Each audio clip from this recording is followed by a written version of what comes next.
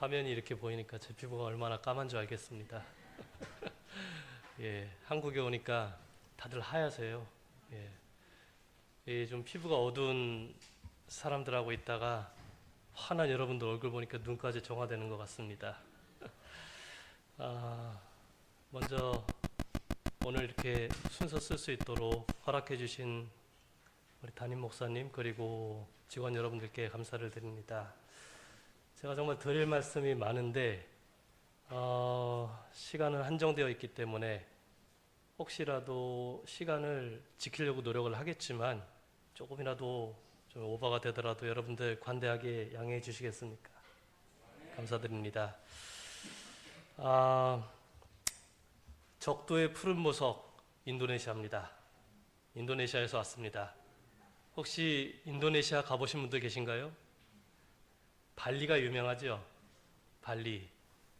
인도네시아 하면 발리 혹은 자카르타인데 발리를 저도 아직 한 번도 못 가봤어요. 3년째 됐는데 워낙 커가지고 인도네시아가, 그리고 바쁘다 보니까 가족들하고 한번 가야지 하면서도 아직도 못 가고 있습니다. 제가 앞으로 2년 남았는데 PMM으로서 2년 내에 한번 갈 수 있게 되기를 소망합니다. 굳이 아멘까지는 안 해주셔도 인구가 2억 7천만이에요. 계속 늘고 있습니다. 세계 4위입니다. 어마어마한 나라예요.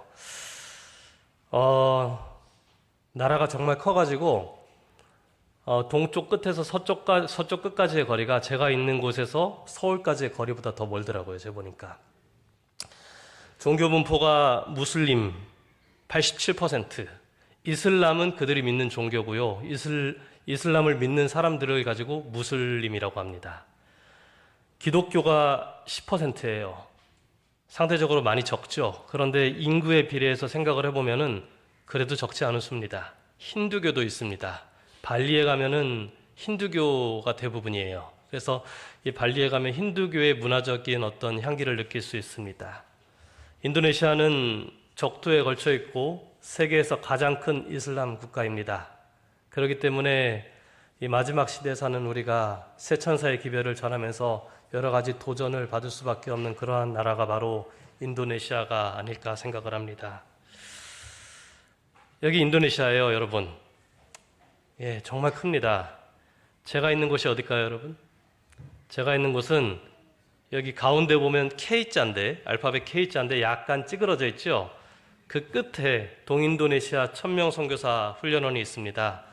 제가 살고 있는 지역은 술라베시 섬의 마나도라는 곳에 있습니다. 어디라고요? 마라도 아니에요. 제가 마나도라고 말씀드리면은 마라도라고 그러는 분들이 계셔요. 마라도는 이 대한민국 제일 남쪽에 있고요. 제가 있는 곳은 마나도이고 인도네시아 중간쯤에 이렇게 있습니다. 제가 제 가족들입니다. 예. 아들 하나, 딸 하나 있고 제 아내 이렇게 같이 4명이서 살고 있습니다. 아이들이 조금만 했었어요. 갈 때만 해도 3년 전만 해도 정말 작았는데 아이들의 성장 속도가 정말 빠르더라고요. 첫 아이는 이제 중학교 1학년 다니고 있고요. 그리고 딸내미는 이제 초등학교 5학년 정도에 이렇게 다니고 있습니다. 딸이 인도네시아어를 상당히 잘해요. 더 어린 나이라서 그런지 순식간에 인도네시아 말을 흡수를 하더니 지금은 원어민처럼 이렇게 하고 있고, 아들은 좀 더디긴 하더라고요. 남자이고 또 나이가 많아서 그런지. 뒤에 있는 그 배경이 인도네시아에서 저희 아이들이 다니는 학교예요. 현지인 학교를 다니고 있습니다. 뭐 국제학교를 보내면 참 좋겠는데 한 2시간 정도 되는 거리를 왔다 갔다 할 수는 없어요. 그래가지고 현지인 학교를 다니고 있는데 뭐 여러 가지 우여곡절이 많습니다. 여러분들 저희 가족들 위해서 인도네시아 지도 볼 때마다 생각나시면 기도해 주시면 저희들이 사역에 힘을 받고 또 더 열심히 하나님 섬길 수 있을 것 같습니다. 저는 동인도네시아 1000명 선교사 훈련원에서 사역을 하고 있습니다. 제가 하는 일은 1년에 2번 있는 선교사 훈련 기간 동안 2달씩 2번 있거든요. 그 기간 동안 선교사들을 모집해서 훈련을 시키는 일을 합니다. 그리고 훈련이 끝나면은 각 교회를 방문을 다녀요. 보통 저희가 교회를 방문할 때 새벽 4시에 출발해가지고 집에 들어오면 11시, 12시 뭐 그렇게 되더라고요. 안식일에 그렇게 교회를 방문하면서 청년들에게 이 천명선교사 훈련에 이 운동에 참여하자고 격려하고 또 그렇게 독려하는 일을 하고 있습니다. 선교사들을 모집하고 훈련하고 또 현장에 있는 선교사들을 방문하면서 그들을 다독이고 또 계속해서 격려하는 것, 그것이 바로 제가 이 인도네시아, 동인도네시아 천명선교사 훈련원에서 하고 있는 일입니다. 제가 필리핀에 있는 천명선교사 훈련원에 예전에 20여 년 전에 지원을 했었어요. 그때 21기였었습니다. 그런데 이번에 PMM으로 부가테지에서 선교사를 지원했을 때 또 기수가 21기예요. 그리고 또 천명선교사 훈련원 분원에서 또 사역을 하게 돼요. 그래서 제 인생의 이 천명선교사 운동은 정말 뗄래야 뗄 수 없는 그러한 사역이 아닐까 생각을 합니다. 신앙 초기에 예수님 받아들이고 선교사를 지원했기 때문에 그 선교지에서의 어떤 기억이 제 마음에 깊이 각인이 돼가지고 계속적으로 이 일에 매달리게 되는 것 같습니다. 아무쪼록 이 동인도네시아에 있는 저희 사역을 위해서 또 그 선교사들이 하는 새천사의 기별 전파를 위해서 여러분들 생각나실 때마다 기도해 주시면 저희들 큰 힘을 얻게 될 것입니다. 시대소망체 26장 가버나움에서입니다. 여기 성도님들께서 매주 이렇게 한 장씩 읽어 나가시는 것 같아요. 그렇죠? 예, 그러면서 아마 성경도 같이 묵상하시면서 또 안식일에는 각자 받은 은혜를 나누는 그러한 활동을 하고 계신 것 같습니다. 아마 다 읽으셔서 아시겠지만 일단은 제26장 가버나움에서가 배경이 되는 성경절 누가복음 4장 31절에서 44절을 간단하게 요약을 해드리겠습니다. 예수께서 어디에 가셨어요? 가버나움에 가셨어요. 그리고 한 회당에서 말씀을 전하시다가 더러운 귀신 들린 사람을 만나시고 그를 해방시키셨어요. 그리고 어떻게 됐습니까? 소문이 났어요. 해방시킨 다음에 다시 베드로의 집에 가니까 베드로의 장모가 열병 때문에 누워 있었습니다. 그리고 그 베드로의 장모를 열병으로부터 해방시켰습니다. 그리고 그 베드로의 집에서 사람들을 계속해서 치유하시다가 또 다른 곳으로 떠나 전도하시는 것이 바로 오늘 가버나움에서 시대소망의 본문의 배경이 되는 성경의 이 말씀의 요약본이라고 말씀드릴 수 있습니다. 여러분 가버나움 가보셨습니까? 저도 아직 못 가봤어요. 한번 가보고는 싶습니다. 가버나움이 어떤 곳일까 좀 자료를 살펴보니까 여기 녹색 원이 보이죠? 예, 가버나움이 저기 있습니다. 갈릴리 호수 주변에 있습니다. 지도를 좀 단순하게 보면 이렇게 이 갈릴리 호수에서 아주 인접한 곳에 위치해 있는 곳이 가버나움이고요. 그리고 이 가버나움이라는 곳이 상당히 특이한 곳이에요. 지리적인 특성을 가지고 있는데 어떤 지리적인 특성을 가지고 있냐면은 이집트에서 이스라엘 그리고 시리아까지 시리아 메소포타미아까지 쭉 연결되는 큰 도로가 있었는데 그 도로가 어디를 통과하고 있다고요? 가버나움을 통과하고 있어요.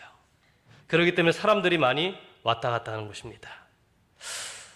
여러분들 마태복음 9장에 보면은 세리 마태를 부르시는 장면이 나타나죠.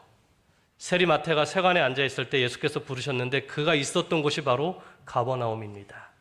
세관이 거기에 있었다는 얘기예요. 왜냐하면 사람들이 많이 지나다니기 때문에 통행료를 많이 징수받을 수 있는 곳이었어요. 그렇기 때문에 가버나움은 사람들의 왕래가 많고 또 많이 발전되어 있고 또 여러 가지 물자가 풍부한 곳이 바로 이 가버나움이었다고 합니다. 가버나움 전경이에요. 가보지는 않았지만 사진으로 보니까 상당히 아름답습니다. 이게 분지 지역에 있어서 한 해발 마이너스 200m 정도 지역에 있어가지고 다른 이스라엘의 지역과 다르게 일교차가 크게 심하지 않다고 합니다. 그래서 따뜻하고 또 사람들이 살기 좋은 곳이라고 표현되어 있습니다. 시대소망 252페이지에서 253페이지를 보면은 가버나움에 대해서 이렇게 소개를 합니다. 예수께서 여기저기 다니시는 여행의 여가에는 가버나움에서 사셨으므로 그곳은 예수의 고향으로 알려지게 되었다. 틈만 날 때마다 거기 가셔서 지내셨던 것이죠. 가버나움 자체는 구주의 사업의 중심이 되기에 매우 합당한 곳이었다. 그 도시는 다메섹에서 예루살렘과 이집트 및 지중해에 이르는 대로상에 있었으므로 여행의 왕래가 잦은 곳이었다. 여러 나라에서 온 사람들이 그 도시를 지나갔고 혹은 이곳저곳 여행하는 길에 쉼을 얻기 위하여 머무르기도 하였다. 여기에서 예수께서는 모든 민족들과 모든 계층의 부자와 위인과 가난한 자와 미천한 자를 함께 만날 수가 있었으며 그의 교훈은 다른 나라들과 많은 가정에 전하여질 것이었다. 이와 같이 하여 예언의 말씀을 상고하는 일이 일어나고 관심은 구주에게로 향하여지고 예수의 사명이 세상 앞에 드러나게 될 것이었다. 가버나움이 어떻게 보면은 그냥 평범한 도시라고도 볼 수 있었지만 예수님의 사역에 있어서는 매우 중요한 곳이었습니다. 그 이유가 무엇이라고요? 사람들이 많이 다니기 때문에 예수의 소문이 잘 퍼질 수 있는 그러한 아주 선교적으로 전략적인 그러한 요충지가 바로 가버나움이라고 여러분들 생각을 하시면 되겠습니다. 예수께서 이 가버나움에 오셨습니다. 그리고 이 오셨을 때 갈릴리의 가버나움 동네에 내려오셔서 안식일에 한 회당에 들르셨습니다. 거기서 무엇을 하셨습니까? 말씀을 가르쳤어요.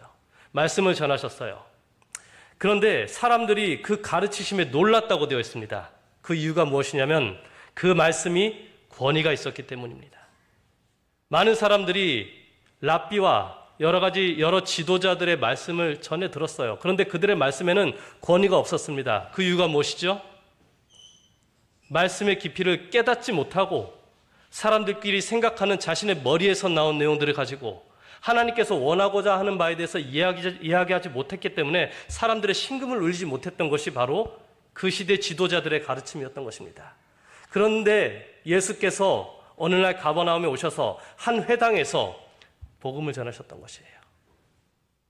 성경의 중심을 꿰뚫는 말씀, 사람들의 마음을 터치하는 그러한 말씀이 전해졌기 때문에 사람들은 예수님의 말씀을 들을 때 많은 감동을 받을 수 있었습니다.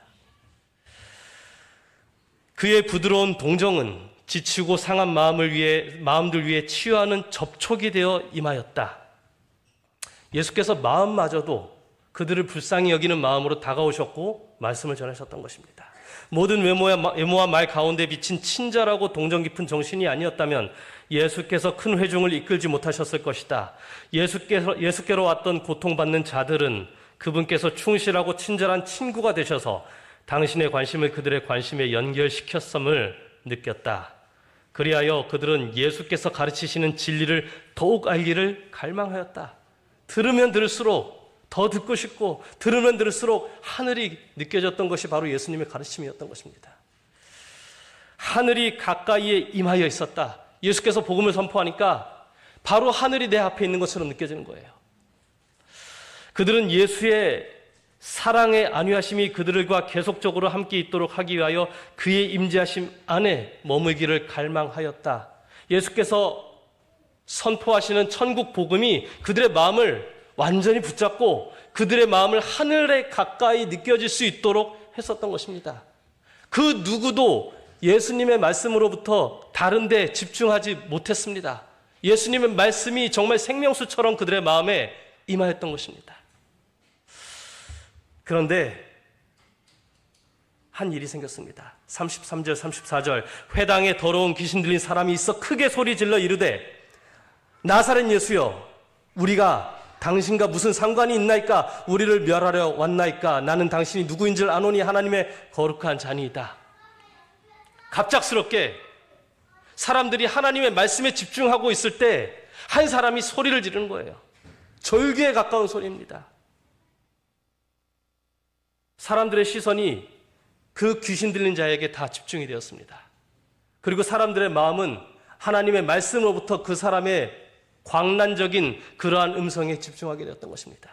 시대의 소망 255페이지 모든 사람이 이제 혼란과 경악 속에 빠지게 되었다. 얼마나 놀랐겠습니까 여러분? 이렇게 지금 말씀 전하고 있는데 어떤 귀신 들린 사람이 갑자기 소리 지르면 당연히 거기에 집중되지 않겠습니까? 놀라지 않겠습니까? 사람들의 주의가 그리스도에게로 돌려졌으며 그의 말씀은 유의되지 않았다. 이것이 사단이 그의 희생자를 회당 안에 인도한 목적이었다. 다른 거 아니었었어요. 예수께서 전하는 말씀 사역을 사단은 방해하기를 원했던 거예요. 사람들이 말씀에 집중하고 말씀으로부터 생명수를 경험하게 하는 것은 사단이 원하지 않은 방법입니다. 이렇게 두면 안 되겠다 싶어가지고 사단이 자신의 수하가 된 귀신 들린 사람을 회당으로 보내서 그 사람이 잘못된 행동을 하게 했었던 것입니다. 여러분, 말씀에 유의하지 않게 하는 것이 사단의 목적입니다. 그렇기 때문에 여러분, 우리가 이 시대에 살면서 더욱더 말씀에 집중해야 할 것입니다. 얼마나 많은 것들이 우리의 마음을 말씀으로부터 벗어나게 합니까? 우리 손에 있는 스마트폰 하나만 봐도 얼마나 재밌습니까? 유튜브 열면은 쇼츠? 그거 하나 보면 1시간, 2시간 후딱 지나가더라고요, 여러분. 말씀이 재밌습니까? 쇼츠가 재밌습니까? 말씀 보면서 2시간, 3시간 이렇게 보내본 적이 얼마나 되었습니까? 사단은요, 하나님의 말씀에 유의하지 않게 하기를 원합니다. 인도네시아에도요, 그 사단의 역사하심이 강력하게 임하고 있습니다. 스마트폰이 있는 곳에는요, 사람들이 말씀을 집중하지 않아요. 시골 어디 산골짜기에 가도요, 사람들이 스마트폰을 가져다가 인터넷 되는 곳에 가가지고 영상 다 다운받아가지고 내용들 다 다운받아가지고 그거 보고 있습니다. 얼마나 안타까운지 모릅니다. 여러분, 요즘에 K컬처 유명하죠? 인도네시아 시골 산골짜기에 가도 사람들이 저한테 안녕하세요라고 합니다. 왜 그럴까요? 한국 문화가 그렇게 재밌기 때문입니다. 한국인으로서 자랑스럽기도 해요. 그런데 한편으로 안타깝습니다. 와, 이렇게 시골에서도 사람들이 말씀 집중 안 하고 하나님 사역 집중 안 하고 여기에 빠져들어 있구나. 여러분, 마지막 시대인 거 아시죠? 마지막 시대에 하나님의 말씀에 우리가 더욱더 집중하시게 되길 바랍니다. 예수 재림하실 때 여러분들 K-팝 기억 전혀 소용없습니다. 예수님 재림하실 때에 마음속에 있었던 영성과 또 말씀이 우리에게 있어서 아주 중요한 영향을 끼치는 것을 잊지 마시기 바랍니다. 예수께서 말씀하십니다. 조용히 해라. 잠잠하고 그 사람에게서 나오라. 그래서 어떻게 했습니까? 귀신이 나왔어요. 근데 그냥 나오지 않습니다. 무리 중에 확 넘어뜨리고 나왔는데 다행히도 그 사람을 상하지 않았어요. 그 사람의 심령에 대해서 화인 여사가 표현을 합니다. 이 처참한 고난자의 마음은 사단에 의해 어두워졌었으나 구주의 임재 앞에서 한 줄기의 빛이 암흑을 꿰뚫었다. 예수님의 말씀이 그랬던 거죠. 사단의 지배를 떠나서 자유를 갈망하는 마음이 그에게 일어났다. 그러나 귀신이 그리스도의 능력에 저항하였다. 얼마나 처절합니까, 여러분? 그 사람이 예수에게 도움을 호소하려고 할 때 악한 영이 그의 입에 말을 넣어 주었다. 예수님 도와주시옵소서. 나 좀 구원해 주시옵소서라고 얘기하는데 예수님의 사역을 방해하는 엉뚱한 말만 그의 입에서 나왔던 것입니다. 그는 공포의 괴로운 가운데서 소리를 질렀다. 귀신 들린 사람은 자기를 자유케 하실 수 있는 분 앞에 자기가 나와 있다는 것을 얼마간 알고 있었다. 그런데 마음대로 되지 않아요. 그러나 그가 그 위대하신 손을 붙잡을 수 있는 범위 내에 들어가고자 힘쓸 때 또 하나의 다른 의지가 그를 붙들어서 다른 말이 입 밖으로 튀어나왔다. 얼마나 불쌍한 영혼입니까? 사단의 능력과 자유를 구하는 그의 욕망 사이의 투쟁은 처절했다. 이러한 영적인 싸움이 이 귀신 들린 사람에게만 있을까요? 저나 여기 앉아 계신 우리 모두에게도 동일하게 있다고 저는 생각을 합니다. 그만큼 사단은 치밀하게 그리고 강력하게 역사하기 때문입니다. 저희 훈련원에 매 기수마다 여러 선교사들이 청년들이 지원해 옵니다. 그런데 한 번은 이런 일이 있었어요. 지금 사진에 보이는 친구가 크리스티라는 친구예요. 귀신에 들렸어요. 훈련 도중에 귀신에 들렸어요. 다른 사람의 목소리가 나와요. 힘이 강력해요. 이 친구를 어떻게 해야 될까? 선교사 하겠다고 왔는데 이 친구 어떻게 하면 도와줄 수 있을까? 온 직원들이 붙들어서 기도하고 성경을 가르쳐요. 평상시 제정신일 때는 성경 가르치겠다고 성경 배우겠다고 하는데 직원들이 딱 성경 펼쳐놓으면요 다른 사람이 돼버립니다. 얼마나 처절하게 싸웠는지 모릅니다. 결국은 이 친구가 귀신으로부터 해방을 경험했어요. 그리고서 지금은 선교사 훈련 다 마치고 선교지에서 활동 다 마치고 다이닝 코디네이터, 즉 주방 담당으로서 선교사 훈련시키는 사역에 동참하고 있습니다. 여러분, 이 청년 보이십니까? 눈빛이 어떻습니까? 최근에 일어났던 일이에요. 지난 7월 기수에 브라이언이라는 친구입니다. 근데 친구가 좀 이상해요. 선교사로 지원해 왔는데. 근데 훈련 중후반부에 갑자기 사라졌습니다. 저희 동인도네시아 천명 선교사 훈련원은요, 군대 이상으로 엄격한 규율을 가지고 있어요. 훈련 자체가 대단히 타이트하고 엄격합니다. 기숙사에서 이 친구가 사라진 거예요. 다음날 아침에 새벽같이 제가 보고를 받고 깜짝 놀래가지고 이 친구를 찾으러 다녔는데, 훈련원에서 지금 공사 중인 곳이 있는데 그곳에서 혼자 숨어 있어요. 눈빛을 보니까 이거 이상해요. 예. 왜 이런가 이렇게 살펴보니까 이 친구가 재림교인으로 입교를 하긴 했지만 이 주술에 좀 심취해 있었습니다.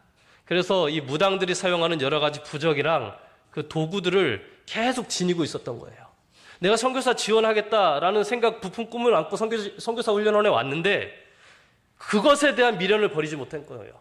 내가 하나님 믿고 선교사 되기를 원하지만 이거 없으면은 하나님께서 나를 직접적으로 보호해 주실까? 라는 불안감을 가지고 자신이 쓰던 주술적인 도구들을 그대로 훈련원에 가지고 왔던 거예요.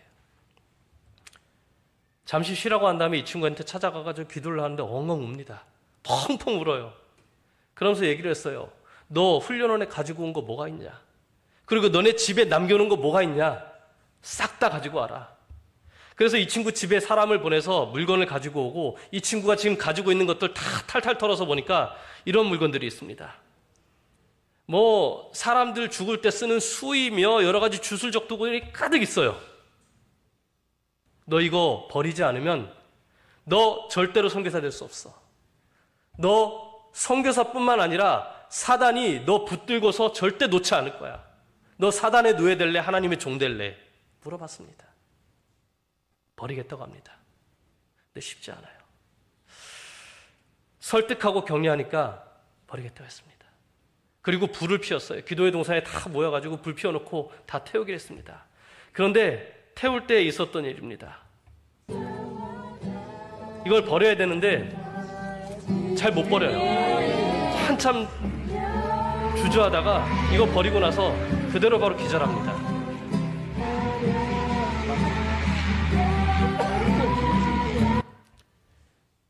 이거를 불 속에 던져 넣는 순간 정신적인 충격을 크게 받았던 것 같아요. 사단이 또 가만두지 않았었던 것 같아요. 새벽에 7시에 이걸 태웠는데 그날 저녁까지 쓰러져가지고 정신을 차리지 못하더라고요. 그런데 이 친구가 결국은 이거 다 버리고 해방을 경험했습니다. 왜 그는 사단의 지배를 받게 되었는가? 이 사람을 그의 친구들에게는 두려운 모습을 가진 사람으로 만들고 자기 자신에게는 괴로움이 되게 한 그 재앙의 은밀한 원인은 그의 생활 속에 있었다. 그의 생활 속에 이미 사단이 그를 정복할 그러한 빌미가 있었다는 것입니다. 그는 죄의 향락에 빠져서 인생을 대안적으로 삼으려고 생각했었다. 내가 하나님 믿지만 좀 즐기고 싶어. 이거 갖고 내가 못 즐기겠어? 그런 생각으로 하나씩 자신의 삶에서 사단에게 내줌으로써 사단의 종이 되어갔던 것입니다. 그는 세상에게는 공포의 대상이 되고 그의 가족에게 치욕을 안겨주게 되기라고는 꿈에도 생각지 않았다. 이 정도쯤은 문제되지 않겠지. 그는 자기의 시간을 천진한 젊은 시절의 어리석은 행위로 보낼 수 있다고 생각하였다. 그러나 한 번 내리막길에 들어서자 그의 발은 급속히 타락의 길에 떨어졌다. 부절제와 천박한 행동이 그의 성품의 고상한 속성들을 왜곡시키고 사단이 그를 완전히 지배했다. 후회는 너무나 늦게 찾아왔다. 그가 자신의 상실한 인격을 되찾기 위하여 재물과 향락을 희생시키라고 하였을 때 그는 이미 악한 자의 손아귀에서 무력하게 되어 있었다. 여러분, 우리의 삶을 살펴볼 때에 내가 얼마나 많은 부분을 사단과 타협하고 있을까요? 분명히 알고 있는데, 이거 하면 안 되는 거 알고 있는데 이 정도쯤은 괜찮겠지 하면서 조금씩 내어진 부분, 저는 모르지만 여러분들 자신은 아시죠. 그리고 하나님은 아시는 것이죠. 그리고 여러분 기억하시기 바랍니다. 그런 부분들이 결국은 사단이 여러분을 지배하는 아주 중요한 통로가 된다는 사실을 기억하시기 바랍니다.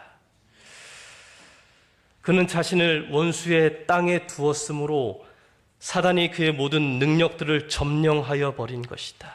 시험하는 자는 그 사람을 많은 매력적인 것들로 유혹하였다. 그러나 일단 그 불행한 사람이 자기의 세력 아래 들어왔을 때 마귀는 그를 참혹하리만큼 잔인하게 취급했고 성난 가운데 끔찍스러운 죄액을 안겨주었다. 악에 굴복하는 자는 모두 이와 같이 될 것이다. 그들의 초기의 생애에 맛본 매혹적인 향락은 절망적인 흑암이나 영혼을 망치는 광증으로 끝을 맺게 된다. 여러분, 우리는 제7일 안식일 예수재림교회입니다. 특별한 교회 다니고 있습니다. 우리는 세상 즐기려고 교회 다니는 것 아니지 않습니까?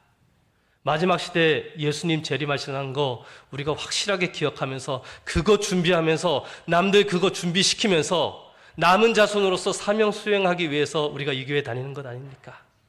여러분의 소중한 부분들 사단에게 내주지 마시기 바랍니다. 온전히 우리 하나님께 드려서 사단의 도구가 되기보다는 하나님의 위대한 도구가 되기를 간절히 소망합니다. 우리가 귀신의 지배로부터 어떻게 벗어나겠습니까? 우리가 사악한 자를 이기는데 사용할 수 있는 방법은 그리스도께서 이기신 방법, 곧 말씀의 능력이다. 하나님께서는 우리의 동의가 없이는 우리의 마음을 지배하지 않으십니다. 여러분, 하나님께 내드려야 돼요. 그러나 우리가 그의 뜻을 알고 행하기를 원한다면 진리를 알지니 진리가 너희를 자유케 하리라. 사람이 하나님의 뜻을 행하려 하면 이 교훈을 알리라. 는 약속이 우리의 것이 된다. 말씀이 정말 나에게 힘을 떨치는 말씀이 되게 하기 위해서는 그대로 둘 것이 아니라 내가 이 말씀의 뜻을 행하겠다는 마음으로, 그러한 각오로, 그러한 믿음으로 말씀을 접할 때 이 말씀의 약속이 우리의 것이 된다는 것입니다. 이러한 약속들을 믿음으로 말미암아 모든 사람이 오류의 함정과 죄의 지배에서 구원을 받을 수 있다. 말씀이 여러분의 삶 가운데 능력으로 임하게 되기를 소망합니다. 각 사람은 어떤 권세가 자신을 지배하도록 할 것인지 선택할 자유가 있다. 아무리 깊이 타락하고 죄악적인 사람일지라도 그리스도 안에서 구원을 발견할 수 있다. 귀신 들린 자는 기도 대신에 사단의 말만을 말할 수 있을 뿐이었다. 그러나 그 마음속의 말없는 호소는 들려졌다. 얼마나 아름다우신 하나님이십니까? 필요를 느끼는 영혼이 외치는 소리는 그것이 비록 말로 표현되지 못했을지라도 무시되지 않을 것이다. 여러분, 하나님을 염원하시게 되길 간절히 바랍니다. 여러분들이 말로 표현할 수 없을지라도 성령의 능력이 여러분의 마음 가운데 임하여서 역사하셔서 여러분들을 도우실 것을 저는 확신합니다. 예수께서 이렇게 귀신을 쫓아내셨습니다. 한 가련한 영혼을 사단의 구속으로부터 해방시켰습니다. 그러자 어떻게 됐다고요? 이에 예수의 소문이 그 근처 사방에 퍼지니라. 가버나움에 그 많은 사람들이 왕래하는 곳에 이 놀라운 일이 알려져서 온 세상에 전해지게 됐었던 것입니다. 예수님의 선교 사역이었던 것입니다. 예수께서 이제 회당에서 사람을 귀신으로부터 해방시킨 다음에 이제 다른 곳으로 가셨습니다. 회당에 있던 회장들이 놀라움으로 여전히 넋을 잃고 있을 때 예수께서는 잠시 쉬기하여 베드로의 집으로 물러가셨다. 그런데 여기에도 어두운 그림자가 드리어 있었다. 베드로의 장모가 열병으로 앓아누워 있었다.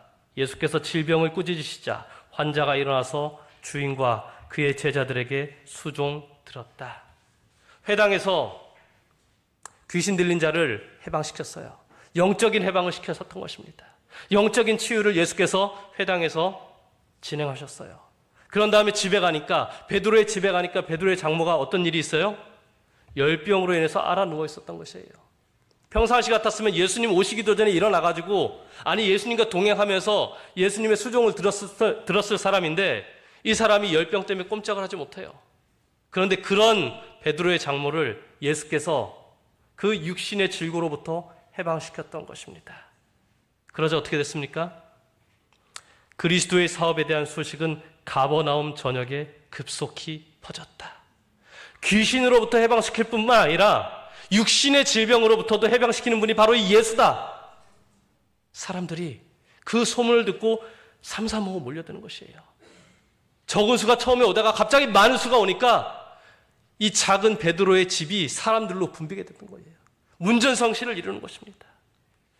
백성들은 랍비들을 두려워하여 안식일에는 감히 치료를 받기 위하여 나오지 못하였다. 그러나 태양이 지평선 아래로 사라지기가 무섭게 일대 소동이 일어났다. 가정에서, 가게에서, 시장에서 동네 주민들이 예수께서 쉬고 계시는 보잘것없는 집으로 밀려들어왔다. 여러 시간 동안 그들은 오고 갔다. 왜냐하면 그 누구도 이 치료자가 내일도 여전히 그들 가운데 계실지에 대해 알 수 없었기 때문이었다. 가버나움은 이전에 이와 같은 날을 경험한 적이 없었다. 하늘은 승리의 소리와 구원의 함성으로 가득 찼다.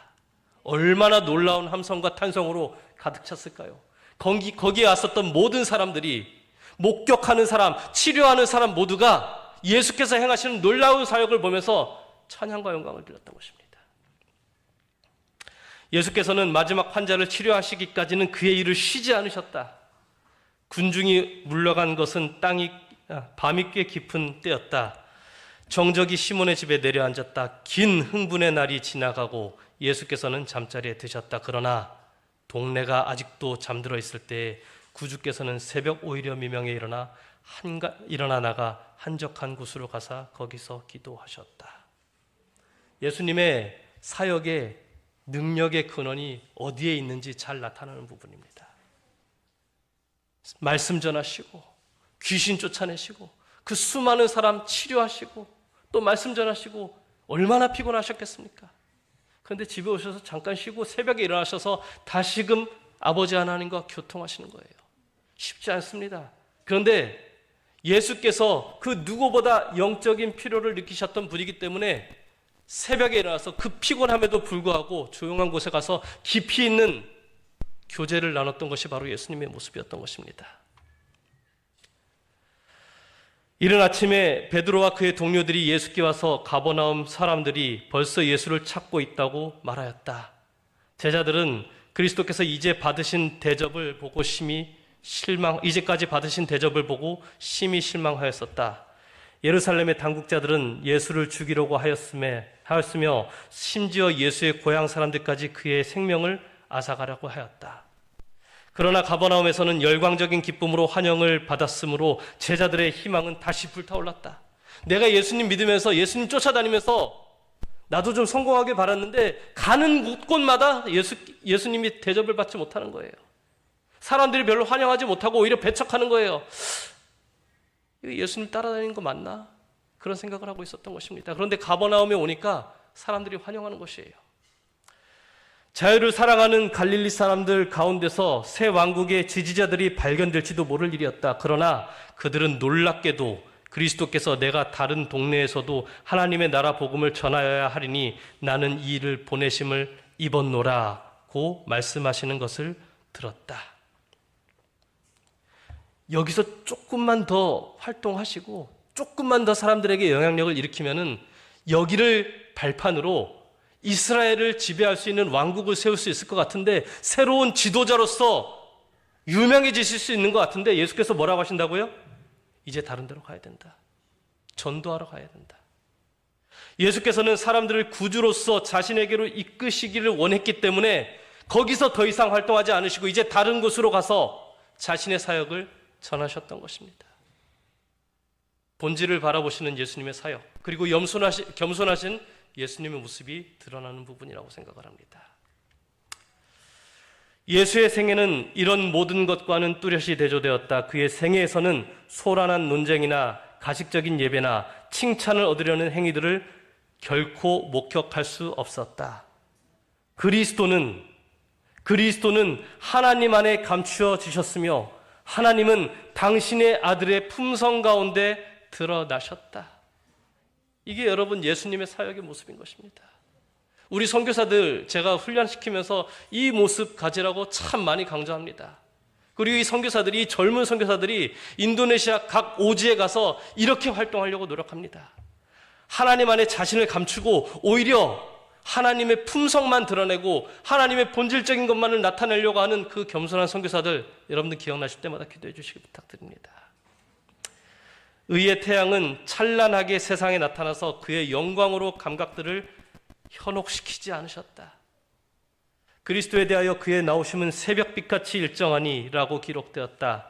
일광은 조용하고 부드럽게 땅을 비추면서 어두움의 그림자를 흩어버리고 세상을 활기 있게 만든다. 그와 같이 의의 태양은 치료하는 관선을 가지고 떠오른다. 제가 선교사 훈련에서 나왔기 때문에 저희 선교사 내용을 몇 가지 좀 더 말씀을 드리고자 합니다. 이 마지막에 나와 있는 이 시대의 소망 261페이지의 말씀이 우리 선교사들의 선교사들이 추구하는 모습이라고 생각이 되고 또 그렇게 활동을 하고 있습니다. 영상을 좀 보여드리고자 했는데 영상보다는 선교사 훈련 사진을 좀 보여드리겠습니다. 선교사들 훈련 받을 때 모습이에요.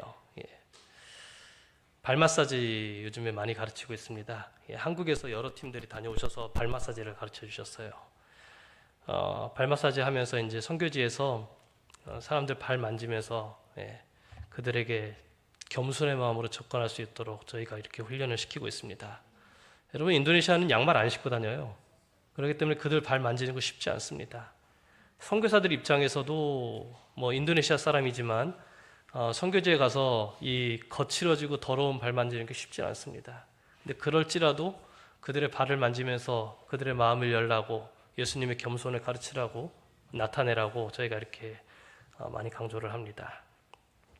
출주간의 훈련 기간 동안 이제 여러 강사들이 오셔가지고 말씀 가르치시고 말씀 묵상하는 거, 그리고 여러 가지 선교에 필요한 내용들을 다 전수를 해줍니다. 주스 테라피니, 수치료법 이런 것들, 그리고 말씀 묵상하는 것, 그리고 성경 가르치는 거, 이런 것들 저희가 많이 강조시켜서 가르치도록 합니다. 선교지가 많이 터프해요. 이 오지로 보내기 때문에 선교사들이 또 체력이 좋아야 됩니다. 그래서 아침마다 뛰는데 처음에는 한 1, 2km 뛰다가 나중에 한 몇 주 지나면은 저희가 한 10km 정도까지 이렇게 매일 아침마다 돌게 합니다.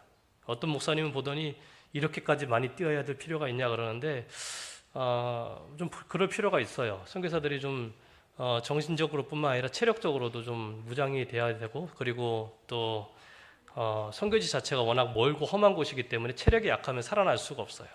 아침마다 뛰는데 보면은 어떤 친구들은 운동화도 없습니다. 저희가 선교사 훈련원에 들어올 때 등록비가 한국 돈으로 한 7만 원 정도 됩니다. 그리고 이 인도네시아가 워낙 크기 때문에 오려면은 상당히 많은 교통비를 지불을 해야 돼요. 그러다 보니까 이 친구들이 등록비도 제대로 못하고 준비 못하고 그냥 몸만 오는 친구들도 있어요. 운동화도 없지요. 운동화도 없는데 그래도 훈련에 임하겠다고 아침마다 뛸 때 이렇게 맨발으로라도 뛰는 모습입니다. 서바이벌 리바이벌이라고 2박 3일 동안 거의 군대 유격 훈련 비슷하게 진행을 합니다. 이때 선교사들이 많이 탈락을 해요. 체력적으로 너무 힘들어가지고. 체력적으로 바닥을 경험하면서 그 속에서 자아를 좀 깨뜨리는 그런 경험을 시키고 있습니다. 서바이벌 리바이벌의 백미인데 이 정글에서 나오기예요. 우리 어린이들이 이해하기 편한 말로 하면 정글에서 살아남기. 인도네시아 정글이요, 한국 산하고는 비교가 안 됩니다. 금방 지나온 길인데 다시 찾아가려고 하면 못 찾겠어요. 이게 정글이 정글에 들어오는 순간 방향 감각 자체를 상실을 합니다. 근데 여기에서 저희가 나침반 하나 주고 구글 지도 있잖아요. 지도 같지 않은 거 그냥 대충 프린트해가지고 하나 줍니다. 그러고서 바닷가까지 나오라고 해요. 그러면은 정말 운 좋게 길 잘 찾아서 나오는 팀은 7시간 만에 나오고요. 길 잃어버린 사람들은 다음 날 나옵니다. 거의 저희 직원들이 뒤에서 길을 다 알지만 한마디도 하지 않습니다. 여기가 어디라고. 그러면 이 친구들이 50m, 100m 갈 때마다 기도합니다. 하나님 인도해 주십시오. 그래서 어떻게 여기까지 잘 나왔습니다. 예. 이렇게 서바이벌, 리바이벌 마치고 나서 마지막으로 저희가 전도의 실습을 합니다. 전도의 실습을 하면은요, 일주일 한 열흘 정도 되는 기간 동안 집집 방문하면서 성경 가르치는데 쉽지 않아요. 인도네시아는 필리핀과 다릅니다. 우리 필리핀은 이 전도회를 하면은 한 30명 뭐 이렇게 침례를 받잖아요. 그런 경우가 있는데 인도네시아는요, 100명, 200명이 와도 1명, 2명 침례 받을까 말까 합니다. 왜냐하면 내가 여기서 종교를 바꾼다는 것이 내 가족으로부터 혹은 내 지역으로부터 완전히 배척당하는 것을 의미하기 때문에 마음으로는 내가 이 복음을 받아들이고 싶지만 결심하지 못하고 침례받지 못하는 경우가 종종 있습니다. 많이 있습니다. 이렇게 훈련을 다 마치고 나면 파송을 합니다. 예. 파송할 때 선교사들이 많이 울어요. 예. 두렵기도 하고 또 기대되기도 하고 또 아쉽기도 하고, 그래서 선교사들이 가면서 많이 웁니다. 뭐 이게 새벽이고 뭐 밤이고 이렇게 차편이 되는 대로 보내는데, 보낼 때마다 이 자식들 보내는 것 같은 그러한 느낌이 듭니다. 선교지 가면은요, 물이 이래요. 이런 물 가지고 목욕하고 빨래하고 다 합니다. 예. 그래도 여기는 건물이 있는 그러한 선교지이기 때문에 지낼 만한 곳입니다. 어떤 선교지를 가면은요, 이게 집처럼 생겼는데 이 안에 시신을 넣은 관이 있어요. 왜 관을 이 안에 이렇게 집에 넣어놨냐면은 2년마다 한 번씩 그 관을 다시 꺼내가지고 시신을 다시 꺼내서 옷을 다시 입혀요.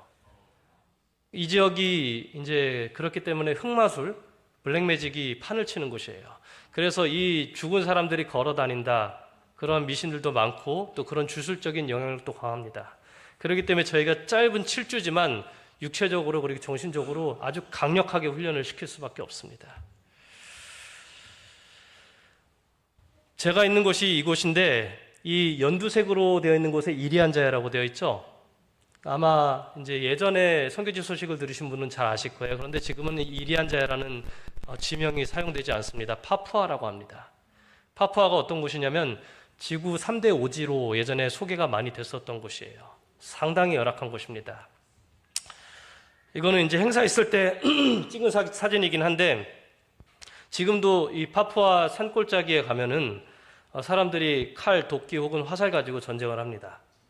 내 부족의 한 명이 죽거나 다치면은 가만히 두지 않습니다. 어마어마한 이 배상을 하거나 아니면은 부족 간의 전투가 실제로 자주 일어나는 것이 파푸아입니다.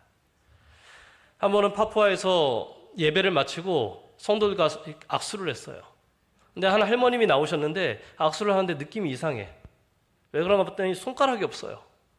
왜 손가락이 없나 알아보니까 자식이 죽으면은 이 지역은 사람들을 화장을 하거든요. 자식이 죽으면 거기에 대한 애도의 표시로 손가락을 자릅니다. 예. 그런데 엄지손가락은 안 잘라요. 왜요? 일을 해야 되기 때문에. 그래서 이 어머니들이 자식이 많으면 많을수록, 그리고 자식을 먼저 보낸 자식이 많을수록 손가락이 많이 없어요. 그러다가 손가락이 없으면은 귀까지 자릅니다. 그러다가 이제 이 자녀가 죽었을 때 화장할 때 자신의 손가락을 던져서 같이 불태워버려요. 치료를 제때 받지 못해서 발가락이 없습니다. 예. 이런 곳에 저희 선교사들이 가서 여러 가지 활동을 합니다. 의사도 아니고 간호사도 아닌데 가지고 온 약, 뭔지도 잘 모르면서 기도하는 마음으로 바르는데 신기하게 잘 나서요.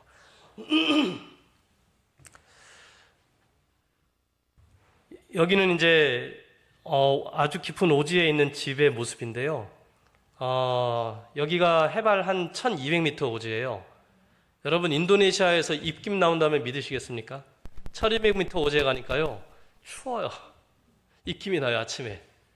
물로 샤워해야 되는데 물이 너무 차가워서 못하겠더라고요. 그런데 이 안에 들어가면은 생각보다 따뜻하게 돼 있어요. 예. 안에서 불을 떼거든요. 호나이라고 하는 그러한 이 인도네시아 전통집인데 제가 선교지 방문 갔다가 여기 안에 한번 들어갔다가 엄청 고생을 했습니다. 우리 정 목사님께서 저한테 사진을 하나 요청했었는데 그 사진을 한번 보셨는지 모르겠어요. 제가 이 집에 들어갔다 나온 사진이 있는데 거기 들어갔다 나와서 엄청 고생했습니다. 여기는 돼지가 이들에게 있어서 가장 큰 재산이에요. 근데 이 돼지가 몸에 벼룩이 많아요. 근데 이 돼지 몸속에 살고 있는 벼룩이 일반적인 벼룩이 아닙니다. 돼지 벼룩이라고 해서 지독한 벼룩입니다. 근데 이 벼룩이 내 몸에 언제 들어왔는지도 몰라요.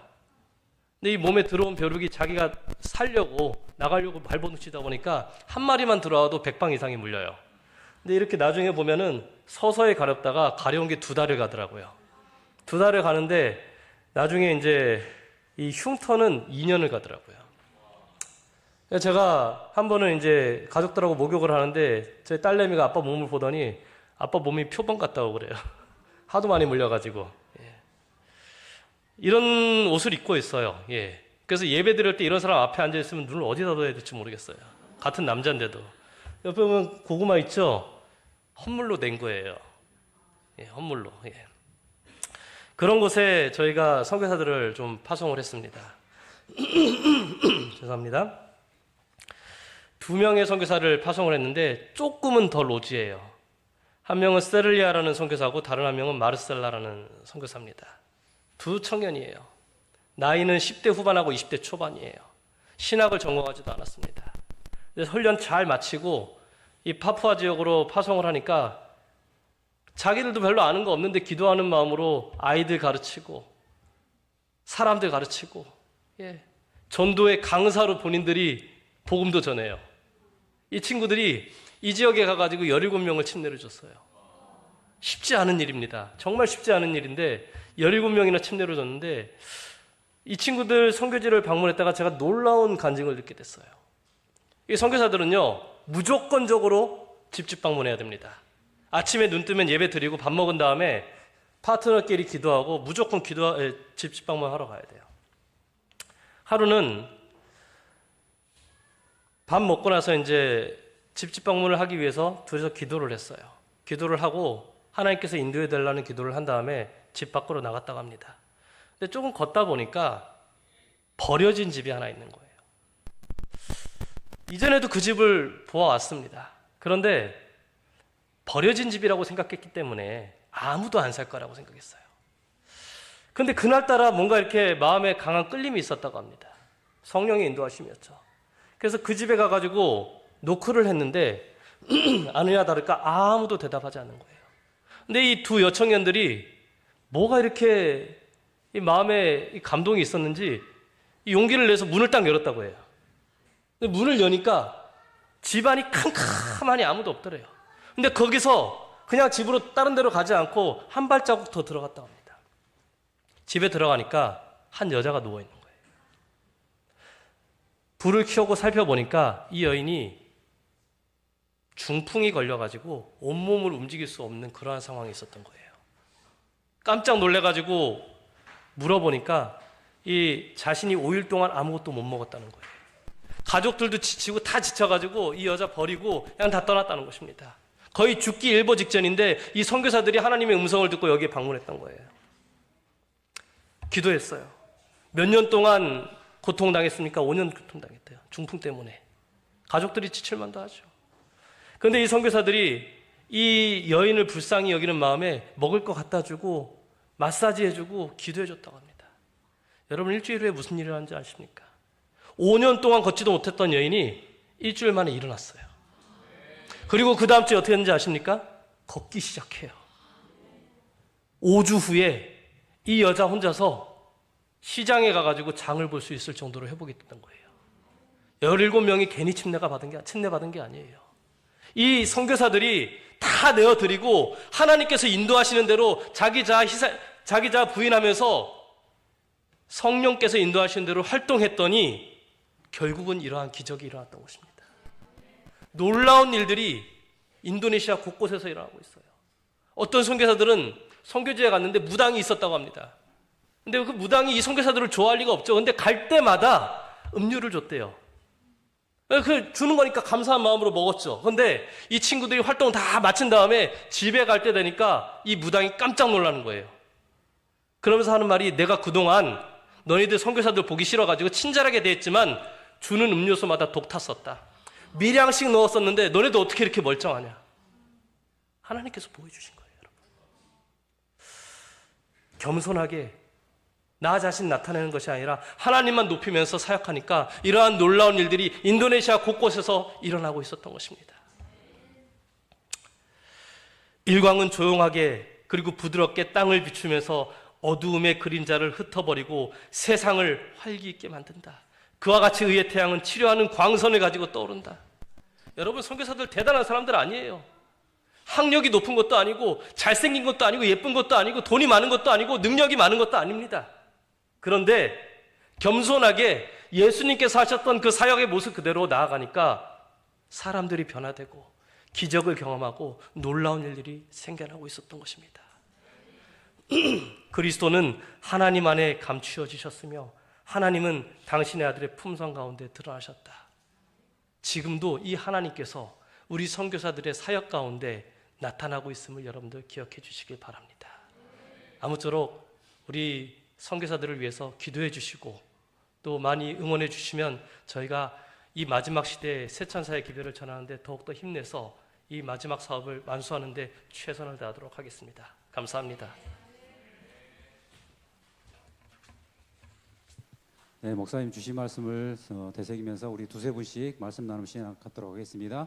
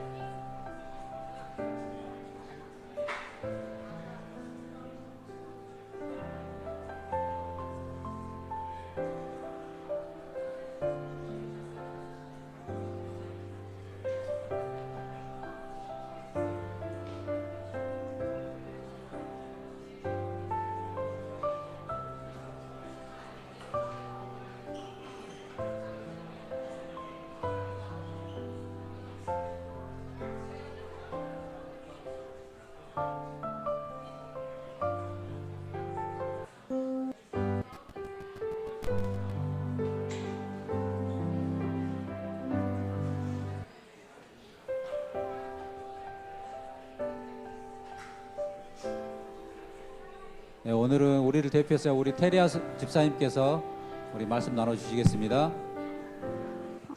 네, 안녕하세요. 목사님 말씀 들으면서 많은 감동을 받았는데 그 은혜 받은 구절이 그 재앙은 은밀한 원인은 그 자신의 생활 속에 있었다라는 말씀과 하나님께서는 우리의 동의가 없이는 우리 마음을 지배하지 않는다 하였고 내가 다른 동네에서도 하나님의 나라 복음을 전하여야 하리니 나는 이 일로 보내심을 입었노라라고 하는 하나님의 말씀이었습니다.